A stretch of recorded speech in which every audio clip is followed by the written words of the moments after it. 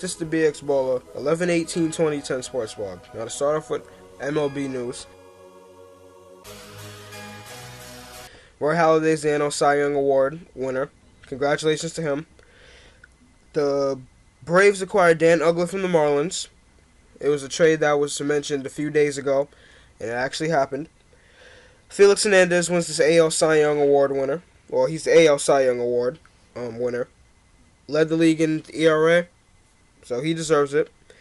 The Yankees are going to keep talks private with Derek Jeter, which is a good thing, since most of these, like the daily news, Pro Sports Daily, they're always trying to get into the talks, or ESPN for a matter of fact, trying to get into the talks and trying to like leak information about the talks. So the Yankees are just going to keep it private, just like what Texas is doing to Cliff Lee. But moving on to NBA news. I got a million ways to get it.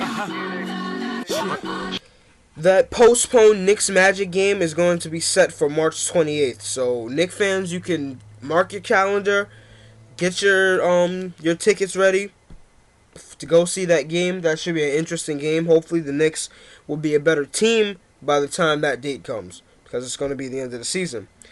Allen Iverson scores 15 points in his Turkish debut. If you don't know, Allen Iverson is not in the league. Allen Iverson went overseas, and he plays now for Turkey. Greg Oden, I found out yesterday, is out for the rest of the season. I feel sorry for him. I think he should just retire. He really hasn't played a whole season at all. His rookie season, he was injured, just like Blake Griffin last year, injured for the whole season. Sophomore season, he was injured after like 4 games into the season. And he didn't even play a preseason game or a regular season game. So I think he should just retire. His knees is just killing him. He has bad knees. I don't think it's going to get any better. Just needs to retire. And these are actually the NBA games for 11/16/2010.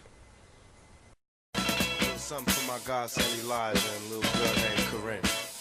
Our last night's games. Sorry. Phoenix picks up the loss at the American Airlines Arena.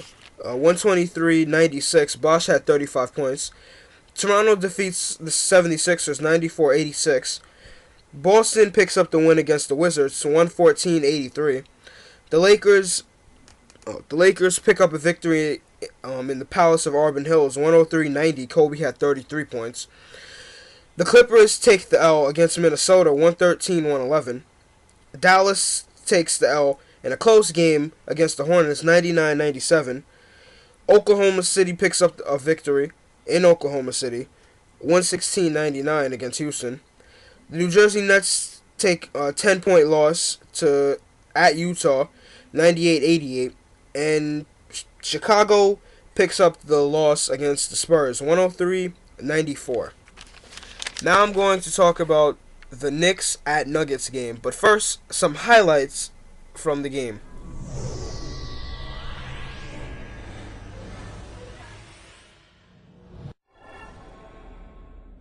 At Pepsi Center, Al Harrington in Denver.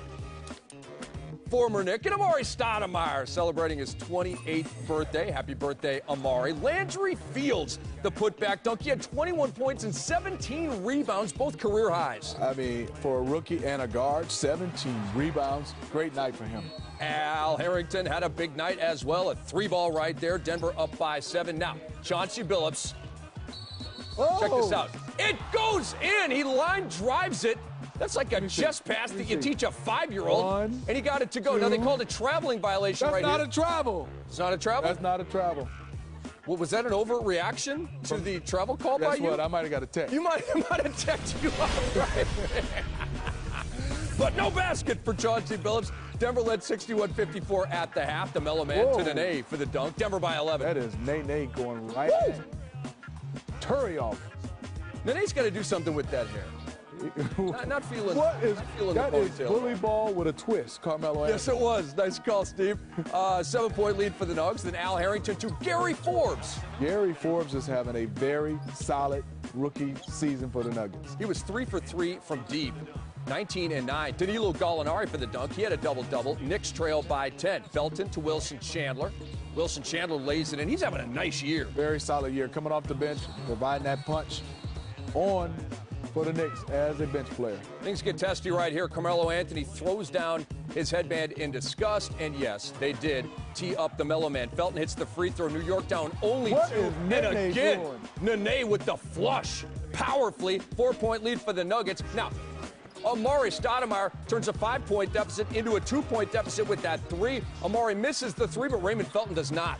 He does. Knocks it down and giving a little bit of hope to the Nuggets, but great miss by Chauncey Billups. And that's all she wrote. We saw Rudy Gay try to miss it in Phoenix. He made it. No, Gallo had a double-double. If it's not mentioned in the video, Gallo did have a double-double. 21 points, 10 rebounds.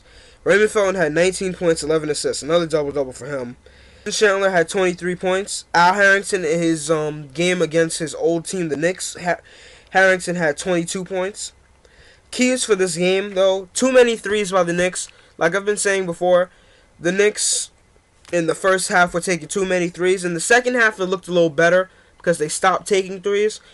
Bill Walker was like the only person to that was making his threes.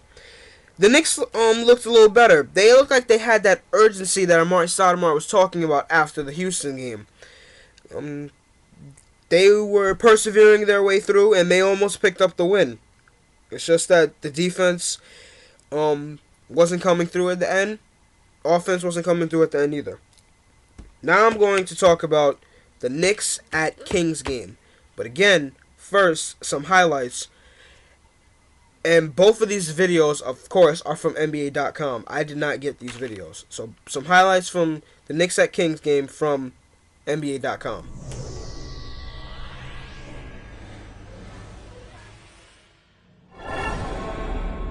The Knicks saddled with that 6-game losing streak as they stopped in Sacramento. Amari Stoudemire talking it over with the rookie DeMarcus Cousins and Tyreek Evans. Here's Evans on the job. Big, strong, quick, but the Sacramento Kings have not found that magic they found last year at the end of the season. There's something going on in Sacramento.